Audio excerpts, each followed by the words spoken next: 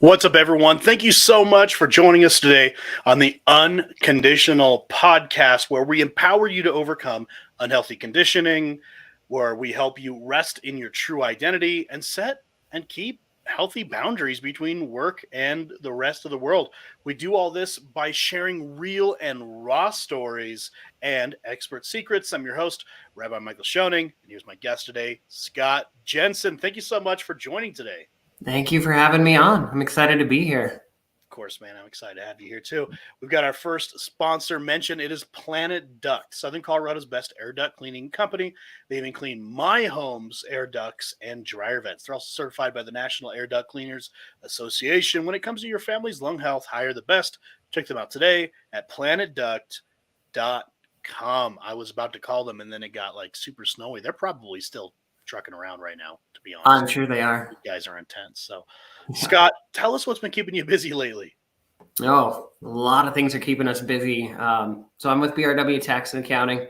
We focus a lot on helping small business owners sleep at night. We do that by giving them guidance and giving them information and providing them with what they need to address the financial side of their businesses.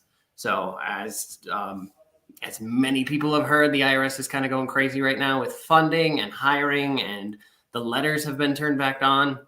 So a lot of our members, a lot of our clients are getting all of the lovely letters. I've gotten at least 6 this week, and everyone comes with a little bit of a panic of, what does this mean? What does this mean? Yeah. And some of them are very simple and straightforward, and some of them are actually, okay, we have to act on this. Yeah. But the questions are asked, and when we're able to talk to them about what the letter means, that's how we help them sleep better at night. I could say, as somebody who's not real privy to the whole tax world, I know that we have to pay taxes, and I hate it, and go to jail if we don't. And according to President Bush, taxation without representation is theftification. That's what he said. So theftification. But there's as kind of a layman, like, I don't know a lot about it other than I hate it. And why do I hate it? Well, all I know is that the government takes my hard-earned money. They take a lot more than they should, in my opinion. And then they make me pay a little bit more when I get groceries and stuff. I'm like, didn't you just tax me on that? Yeah. And they say it's for the streets and street lights. I've lived in other states. Colorado, specifically Colorado Springs, is the least lit streets that I have experienced, other than like middle of nowhere Ogden, Utah. But like in the city, I have never seen less street lights. Like the schools are struggling so much, and there's potholes everywhere.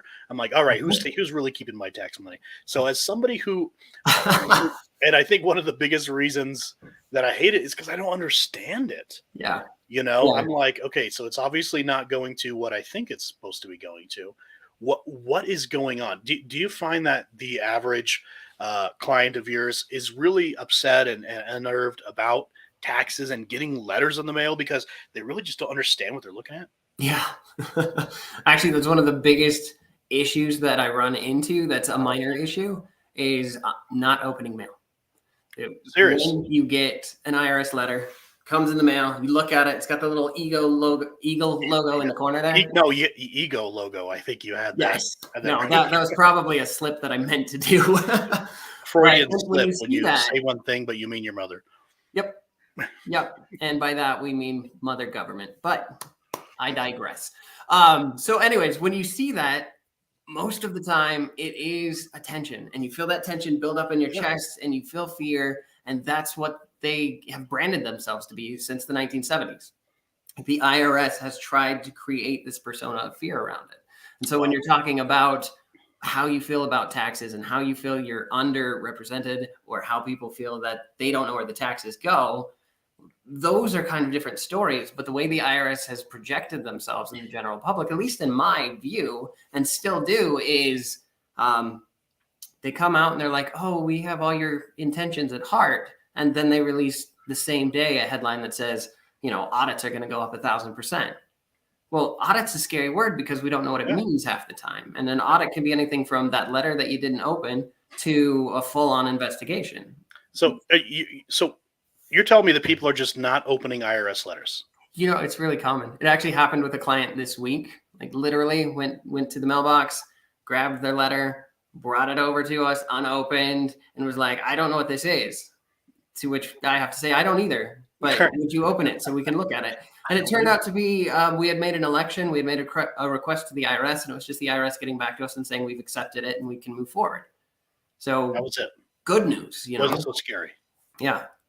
Yeah. Unless it's a check, people tend to get really nervous. And even then, if they don't expect to get a check from the IRS, I always get the question of, should I cash it? Is this real? Is this my check? Really? People don't even want to cash checks from the IRS. There's so little trust between just the general population and the IRS right now. Sounds like there's a bit of a paranoia, but it sounds like the IRS has maybe possibly propagated some of it. Oh, absolutely. Absolutely. Wow. And I'm almost my 10th year of being in this industry, but if you look back to even like 70s and 80s, how they portrayed themselves, the men in black suits, black ties, sunglasses, that persona still lives on today, even though if you ever meet an IRS agent, I've never seen one in a black suit with a black tie and sunglasses.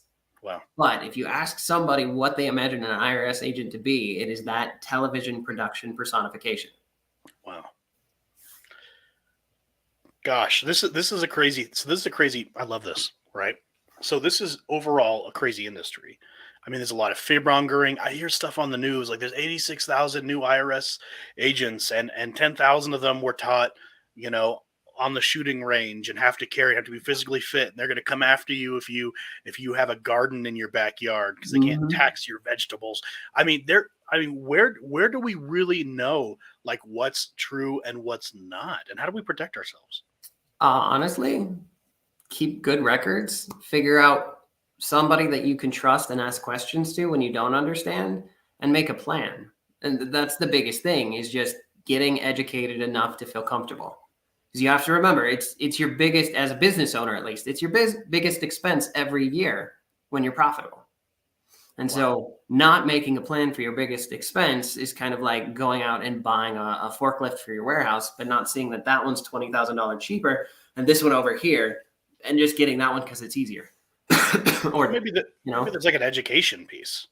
There's definitely an education piece, and that's something that I'm hoping we can expand on next year in our firm. So my background before I was an accountant, I was a teacher, and I'm really looking forward to getting back into those roots with what I do now, and like helping not just business owners, but individuals take power in their finances, whether it's tax related, whether it's making a budget, whether it's just taking the fear out of money. Because I truly believe that when you take the fear out of the money, it turns into something truly powerful. You can then direct it to go wherever it needs to go and do whatever you need to do with it. It becomes like an energy in itself. Wow, that's powerful. Me, I'm a rabbi, I'm a Bible guy, and when I, hear people misquote scripture all the time, and they say, well, the love of money is the root of all evil. And they say money is the root of all evil, and I'm like, I'm pretty sure it says the love of money is the root of all evil. But I've realized something as well is the fear of money. When you fear something, you're giving power to it, right? And when you love something, you're giving power to it as well. And so I see something on both sides. I see this almost like poverty gospel is what I call it, and just this idea that I'm somehow a better person if I don't have any money. Poor what was me. When people look at really wealthy and well-off people and they say, "Oh, they're so lucky." I'm like, that's when I realize you've bought into this bad story that you can never get ahead. That the system is stacked against you. You'll never get ahead. It was interesting. There was this kind of a crazy dude who was interesting. He became president before the current guy, and they were talking to him, and not to get too political, but Clinton was like, Trump, you're not paying all your taxes, blah blah blah, and he says, yeah, because I'm smart. Like I know the loopholes, I know the things, and I use them. Yeah. He's like, we all do that. He's like, all wealthy people are experts, and at least hire the experts when it comes to paying less taxes. Yeah. He's like, Yeah. yeah, he goes, and I take advantage of that system. So do you. So do all of us. And it was interesting because it was this moment where I was like, he's not hiding what he's doing. No. Oh my gosh. And I was like, what is happening? And there was this book that came out when I was a kid, and you just buy this book and you get all these grants from the government and all these tax breaks, and this guy dressed up like a doctor and I forget, tie-dye shirt. I don't remember what it is.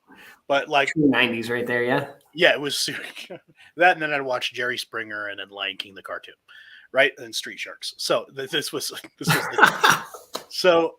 But all I know is that my parents would say a lot of negative things about the IRS.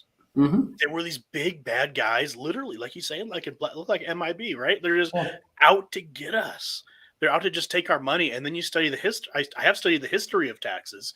I don't know much about it now, but I know a lot more about it when it was the Grecian and the Roman taxation over us in Israel. And it was just like the tax collectors were looked at as like the most disgusting people like in history. So like, I mean, I shouldn't smile at that, right? Yeah. But it's like, how do you, I mean, an accountant.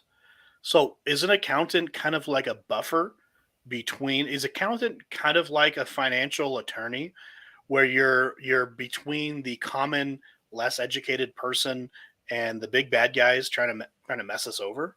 I like the comparison, but I'll not take it quite that far. Okay.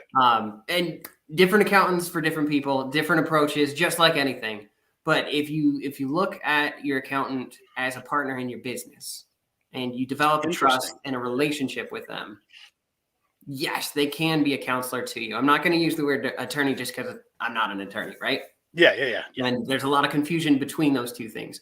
But when I sit down with one of my members, one of my business clients, I want to know not only like what their situation is, but what are their goals? Because saving on taxes is a big one, but we didn't go into business to pay taxes. It's just a side effect, right? Yeah. So it might be to grow and grow big, grow fast, sell. It might be to maintain and just have a lifestyle business. I like my income. I like my lifestyle. I don't want it to change. So we have to take that into consideration when we have these conversations, because it does change the impact of, if I want to put a lot more in retirement, I might pay a little bit more in tax now, but down the road, I'm going to be ready to retire. And that's where my values lie. So in my mind, the accountant should be almost like a member of your board, a member of your inner circle, where you bring them in and you say, hey, look, this is going on. A question comes up, a letter comes in the mail, this letter. What does it mean? What do I do? And instead of living in fear or Googling everything, because I don't know if you've ever read the tax code or any part of it. Sure. It's not really a Googleable thing. You can Google for general ideas, but if you have to go research something, sometimes you have to go into court cases, you have to go deep into the code, you have to go into RevProcs. There's all these different places where we have to pull information from. Yeah. And just like any specialist, if I have somebody come in and fix the drywall in my house, I'm relying on them to bring beauty into my house, bring comfort into my house, because a big hole in a wall is never an aesthetic anybody really wants. No. It's the same idea with accounting, in that we come in and we smooth out the confusion. And that's my approach. There is what I call transactional accounting, where you walk in and you give all the numbers and give all the paper, and they give you a tax return back, and then you're done. You don't really talk about what it means. You just say, how much do I owe? And I don't want to talk to you because it brings me stress. Yeah.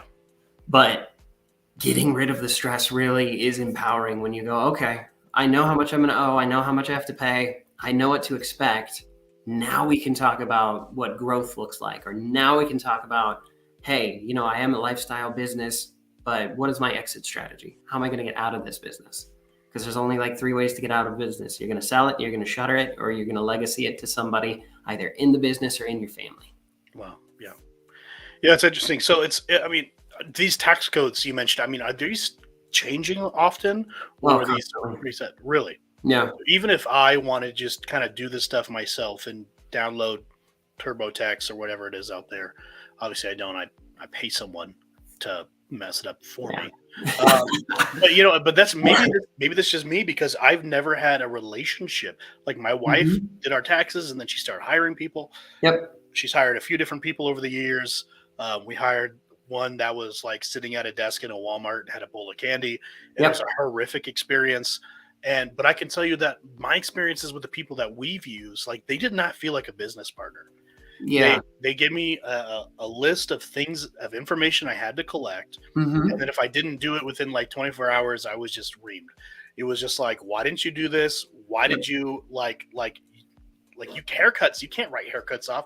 What are you doing getting haircuts? I was like, I thought you could write haircuts off. That's what we did in Oregon. They're like, well, you can't do that in Colorado. And it just became this like, okay, did you keep track of all your mileage? Did you not? Did you keep your receipts for this, for that? Like seriously, like they looked at like over 10 grand in investments I made last year and said, none of those count. None of those are a write-off. I was like, these are products that I purchased to resell. And they're like, nope, it's just a huge $10,000 loss. And it was just like this really talking down to me, to be honest, really, obviously not going to say their name or their firm or anything. I didn't find them. My wife did. But I'm just like, there's no personable, there's no relationship here. You're not on, like, this person's not on my team. Like they're nagging me until I get stuff. And then they're just being super rude and just belittling. And I'm like, I'm like, at a certain point, I'm like, maybe I'll just work directly with the IRS on this thing because it doesn't encourage me. Right. It really, really doesn't. And now, like, I'm going to close down that entire business before December because I don't want to do taxes with it next year. And like, I need to do better at accounting. I have learned a lot, and that's really good. And I have learned what not to do, which is really important. And so I'm starting a whole new business fresh January, and I want everything there to be like perfect. Do you see that do you see a lot of people that are like, the taxes are screwed up, my accounting sucked, I'm just going to close the whole business and start over? Like, would you advise that to people, or is that just not doing anything good? It's kind of a here or there sort of thing. Like a clean slate is always a beautiful feeling. Sure. It depends on how dirty the slate is and what's on it. So if it's easy to close, easy to open thing, you don't have payroll, you don't have to worry about any of that. The shift isn't really all that much. It's not so bad. But if it's a really big mess and you have to clean it up to do the taxes anyways, you might as well just keep going with it. Get it cleaned up, figure out how to do it right going forward. Like, empower yourself with good habits. Put it into your schedule. On Monday morning, I'm just going to sit down with my coffee and do accounting for 30 minutes. Yeah. 30 minutes once a week for a small business. Sometimes that's more than enough. You don't even need more than 10. Are you teaching people these skills? Because in high school, they didn't tell me any of this crap, so it's like, I'm like, all I know is that Joey has 48 donuts and apparently diabetes now. Like, and I was like, what's going on? Yeah. But no, I didn't learn any of this stuff. I didn't learn how to start a business. I didn't learn how to take care of the accounting stuff. Yeah, no. So my first career, I was a music teacher, right? So I studied saxophone. Oh, really? I played that for decades. I taught in public schools for 5 years before finishing up the accounting degree and coming over into accounting. So I would say my approach is a bit different in that I'm still a teacher. Like, I'm a teacher at heart. And so when I'm working with people, I like to empower them. And a little bit of knowledge goes a long way, as long as they're open to asking questions after that. Otherwise, you run with it, you Google it, and you're like, I got all the answers. And that's when you get in trouble, is thinking you know a lot about just a vast thing. It's like coughing and then Googling it, and then all of a sudden you're dying. You have cancer. Yeah, exactly. So, man, I hate, Scott, we're out of time, but I appreciate you, man. And just real quick, just give one, like the biggest tip that you can drop right now for our listeners when it comes to accounting. As ridiculous as it sounds, open your mail. When you get that letter, take the 5 seconds, take a deep breath, get that tension out of your chest for a second, rip it open and see. Because it might be a letter that says we've updated your address and it's no big deal. It might be a letter that says you have 30 days to respond, and if you wait 31, you get fined. So when you see that little ego, I did it again, ego logo come up on an IRS document or any kind of like state taxation, whatever, open it so you can make a plan. And then it won't be a stressful thing that haunts you from the corner of your counter for months on end. Jeez, I love it, man. And this is like we talk about so much of the stuff at the Unconditional conference, and I'm glad that you were there and you've been part of that. So I got to have you on next time because there's so much more to talk about. That's an entire emotional thing behind opening the mail, and I feel like that's an entire different show. But Scott, thank you so much for joining, man. No, thank you for having me. It's been a blast. Really appreciate you. This has been great. And Planet Duct, remember, Planet Duct, Southern Colorado's best air duct cleaning company. Get a hold of them. Book a cleaning. You know, that's an emotional thing too. Just do it. Get a price at least at planetduct.com. Also, The Unwind is available. My book, a 30-day devotional. It's pretty short. 30-day devotional for the stressed out entrepreneur. It takes about 5 minutes a night to read. I have condensed so many books and so many conferences and so many things that I've personally been to, and I condensed it into a nighttime book for you. And it is on, I'm going through this. I'm on day 29 of this myself, and it's messing with me a lot. So it's a holistic help book. If you guys want this, I will send you a digital copy. Just message me. I will send you a digital copy through email. Send me your email address. It's only $10. Like any way you could give me $10, I could take it all. $10, 30-day devotional. Scott, appreciate you, and I can't wait to have you on next. And man, just as we gear up for the end of 2022 and get ready for 2023, I know there's gonna be a lot of questions from the people when it comes to accounting and protecting themselves, their businesses, and their families from the men in black. So look forward to it. I do too. Thank you again. Thanks, Scott. Talk to you soon, man. Take care.